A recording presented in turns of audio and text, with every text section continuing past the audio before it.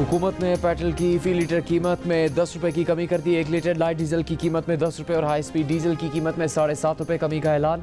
मिट्टी के तेल की कीमत में भी फी लीटर 10 रुपये कमी कर दी गई। नई कीमतों का इतलाक आज रात 12 बजे से होगा।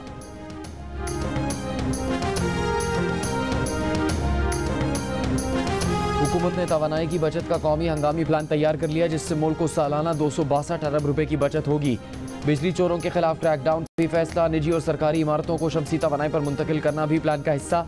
वज़ीर आज़म शहबाज शरीफ की ज़ेर सदारत मुआशी बहाली और तवानाई की किल्लत के खात्मे के लिए इजलास में फैसले।